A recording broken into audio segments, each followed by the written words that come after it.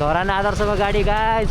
अनि यो धरान साइडको बाटो अनि यो बनिन कति धेरै महत्त्वपूर्ण छ भनेर अब तपाईँलाई म भनिराख्दिनँ होला कि एकदमै किन भन्दाखेरि यो बाटो भनेको यात्रा गर्नको लागि मात्र होइन, यहाँ धेरै क्या स्वास्थ्य, खानेपानी, शिक्षा, एम्बुलेन्सहरू सम्पूर्णका यही बाटो जान्छ क्या। केही दिन अगाडि केही महिना अगाडि चाहिँ हामीले यहाँ बलुवाहरू लगाएर पनि श्रमदान मतलब खाल्डाहरू पुरेर श्रमदान गरेको थियौँ सबैजनाले। बरा क्षेत्रको सम्पूर्ण युवाहरूले, अङ्कल आन्टीहरू सबैजना आउनु भएको थियो। सो यो बाटो बनाउनको लागि चाहिँ धेरै नै मेहनत चाहिन्छ। अब हामीले चाहिँ अब यो बाटोको लागि चाहिँ जसरी भए पनि सबैले ठाउँ ठाउँबाट आवाज उठाउन जरुरी छ है साथीभाइहरू। अब बर्खा लाग्छ, त्यहाँदेखि पानी पर्छ, यहाँ त खोलाबाडी बग्छ।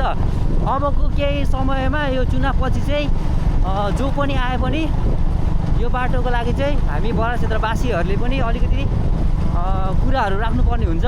सो हेरौँ के हुन्छ। यतिका वर्षसम्म धुलो खाँदै हिँडिरहेको छौँ, रड्दै पढ्दै भए पनि यो बाटो।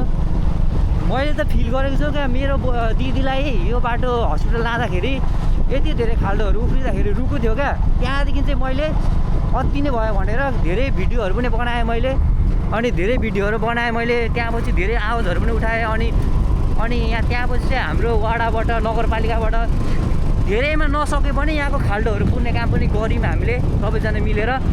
सो यो बाटो चाहिँ हाम्रो बरा क्षेत्र र धरान जोडिने यो वार्ड नम्बर 5 विशाल चोकबाट चाहिँ यहाँ फुक्लेनसम्म जोडिने बाटो हो।